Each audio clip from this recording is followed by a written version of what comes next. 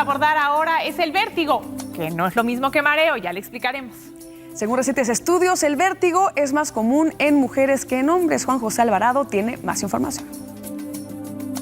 Se considera el vértigo como una sensación de mareo, es decir, de que gira el cuerpo o el entorno, así como de pérdida del equilibrio o del conocimiento. De no atenderse esta sensación, que altera la orientación del paciente, puede generar molestias, dificultades para realizar actividades cotidianas e incluso ausentismo laboral. Se estima que este problema puede afectar a alrededor del 23% de la población y es más común en personas de edad avanzada. De acuerdo con el IMSS, el vértigo alcanza una frecuencia mayor en las mujeres en una proporción de 3 casos por cada varón. Las causas más comunes del vértigo son problemas en el oído asociados a enfermedades como la gripe. También puede originarse en enfermedades como el síndrome de Meniere o en una alergia. En otras ocasiones, el vértigo puede estar relacionado con serios problemas de salud como un accidente vascular cerebral, una disminución severa de la presión arterial, esclerosis múltiple, epilepsia o la presencia de un tumor cerebral. No obstante, en estos casos también existen otros síntomas que indican la presencia de un padecimiento serio, informó Juan José Alvarado. Bueno, pues tenemos el caso de un hombre de 52 años que desde hace 2 años sufre de vértigo. Él comenta que cada vez que se agacha o va a cargar algo, se agacha al piso para recoger algo, inmediatamente siente que todo le empieza a dar vueltas y después con el tiempo esto se recupera, pero regresa.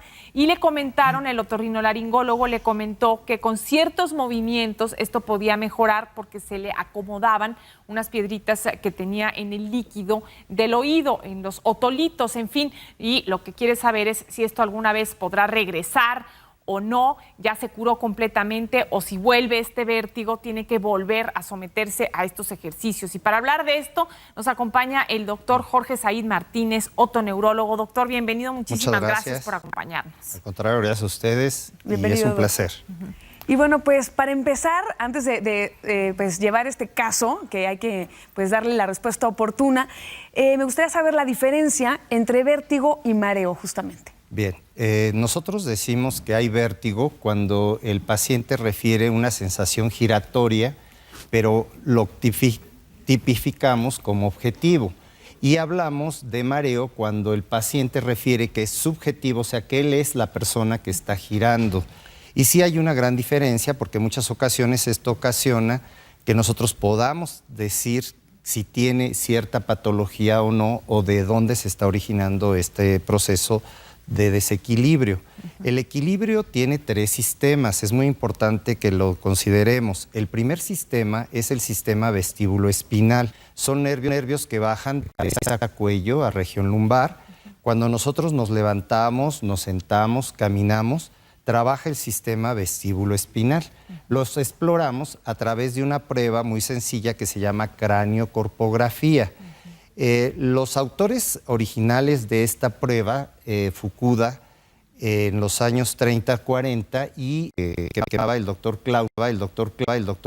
Clausen en Alemania, lo clasifica y nosotros a través de esta prueba podemos decir si el paciente tiene o no esta alteración. El segundo sistema es el sistema visocortical, es la conexión visual que entra a los núcleos del cerebelo y de ahí llega a la corteza cerebral, al lóbulo temporal. Debemos de explorarlo a través de 2 pruebas, una que es la posturografía y otra que es la electronistagmografía computarizada. ¿Para qué nos sirve este sistema? Nosotros tenemos un margen vertical o un margen horizontal. Si es cuando va a venir esa sensación, giro, que puede ser el vértigo, o puede ser la sensación de yo soy el que estoy girando, que el tercer sistema es propiamente el oído, que hacía referencia a este paciente de 52 años. Dentro del oído tenemos 2 partes, uno que es la cóclea, que es el órgano de la audición, y otro que es propiamente el laberinto, que es el órgano de equilibrio.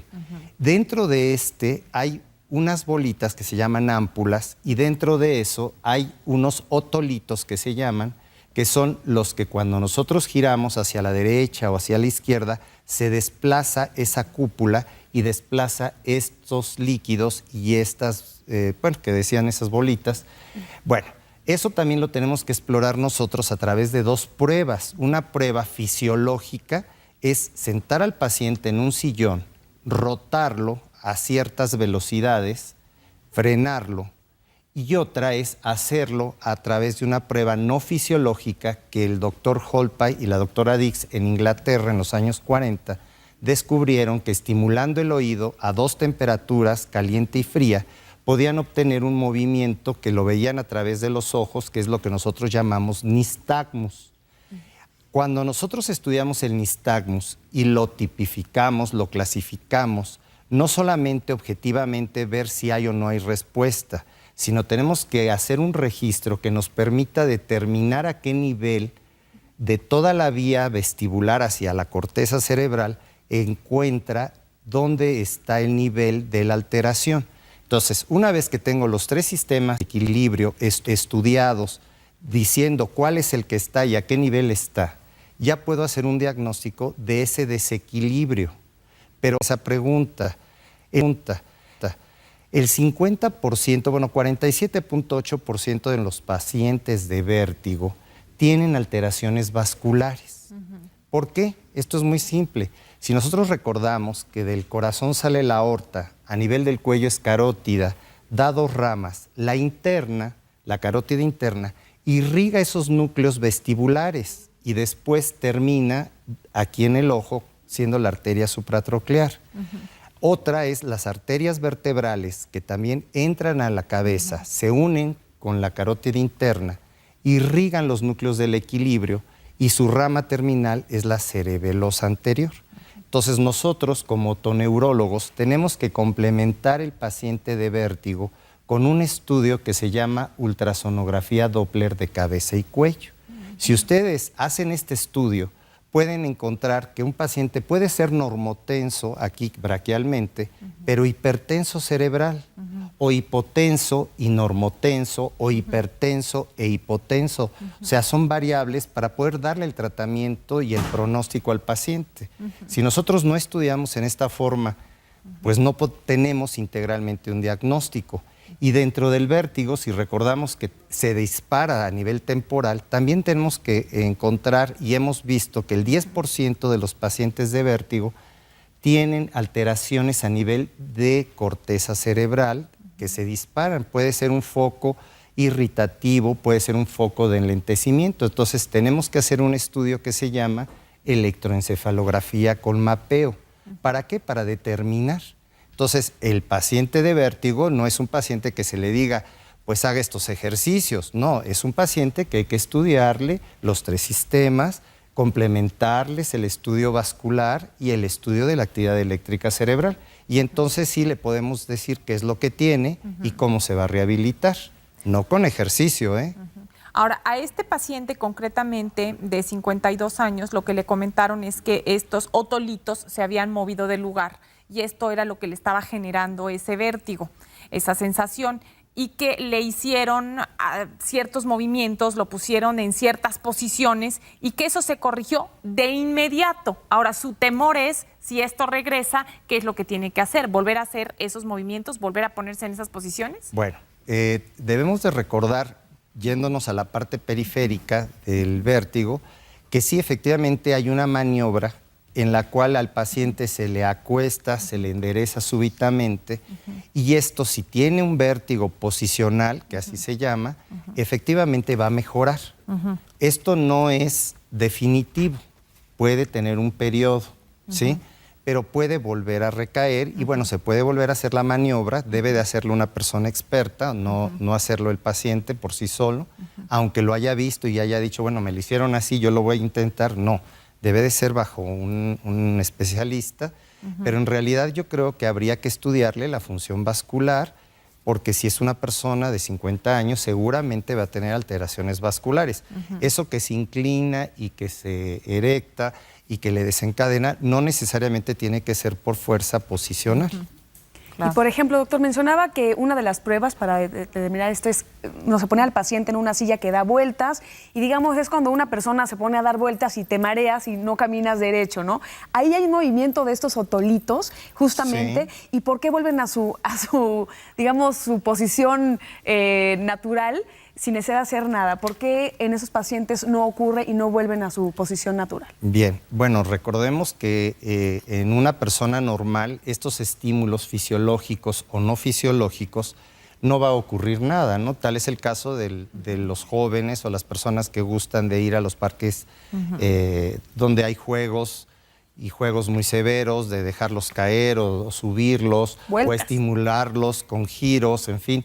Y no lo sienten, pero no sufren Claro. el padecimiento. O lo sufres por un momento que es un mareo y después Bueno, se hay quita. gente muy sensible que se baja después del juego y empieza con náusea, con vómito o simplemente se siente desestabilizado.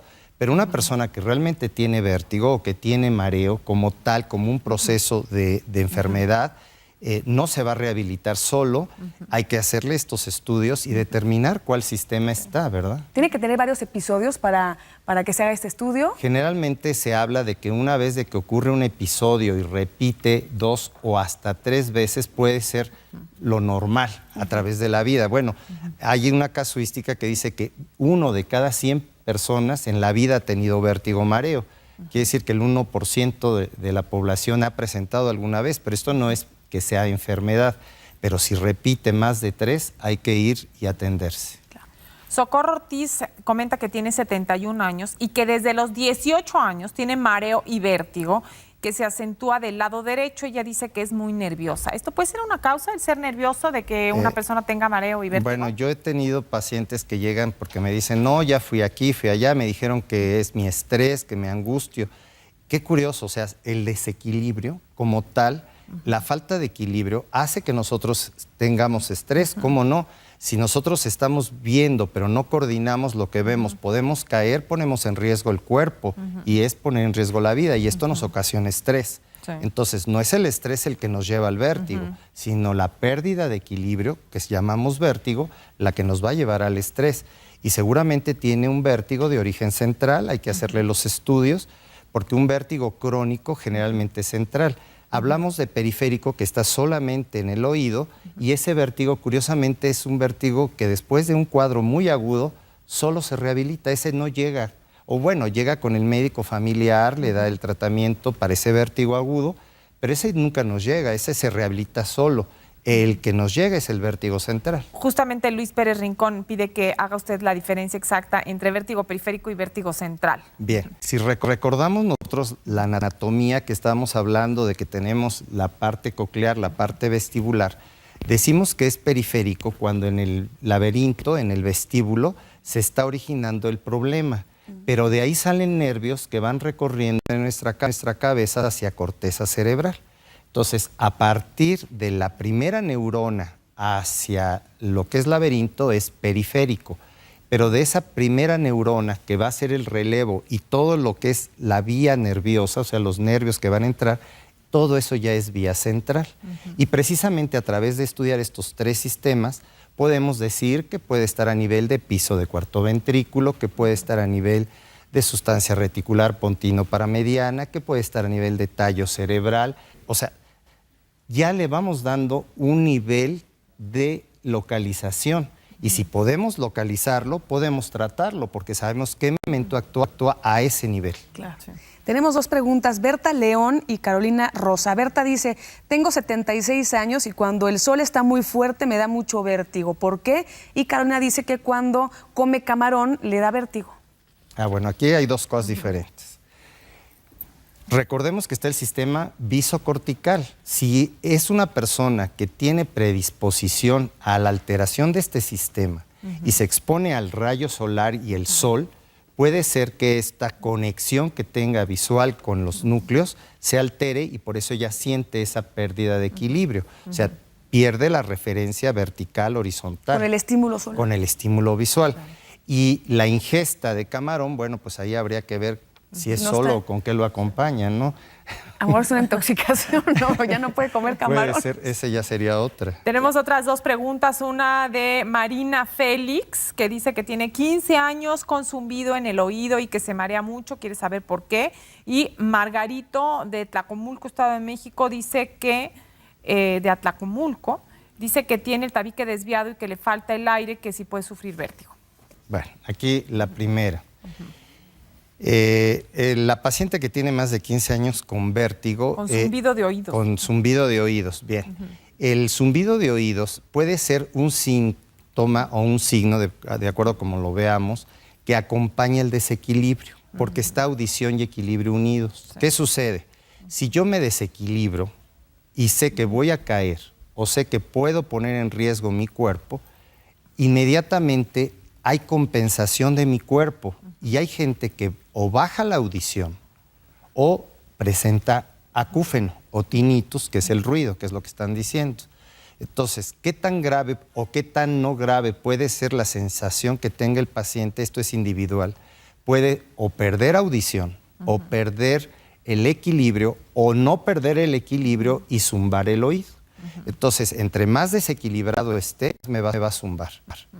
En el momento que compenso, en ese momento baja. Y lo mismo sucede con la audición.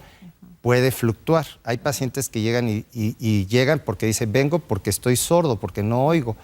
Y llegan con bastón. Y les digo, bueno, tuve una lesión en las rodillas, en el tobillo.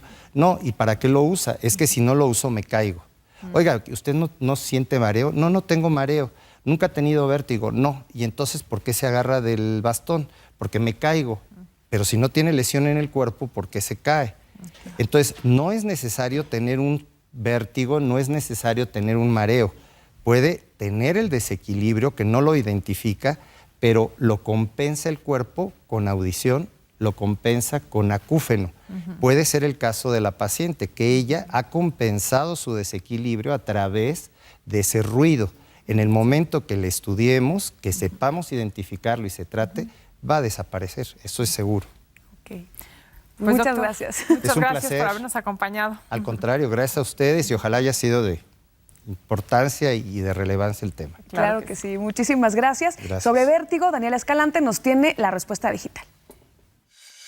¿Quieres conocer datos curiosos sobre el vértigo? Te recomendamos checar el portal tuotromédico.com, en donde podrás obtener estadísticas, sintomatología y causas de este padecimiento. Encontrarás ilustraciones que te permitirán comprender el tema de manera fácil y rápida. Esta página también cuenta con un práctico manual de primeros auxilios o guías de qué hacer en caso de siniestro. Comparte los artículos en redes sociales o a través de correo electrónico.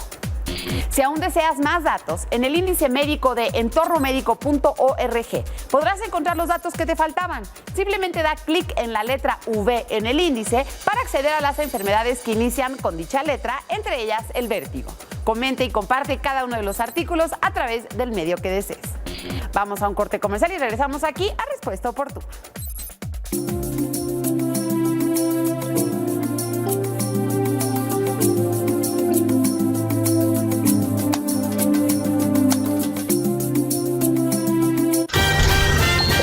Estás viendo Respuesta Oportuna con Dian Pérez y Marta Guzmán.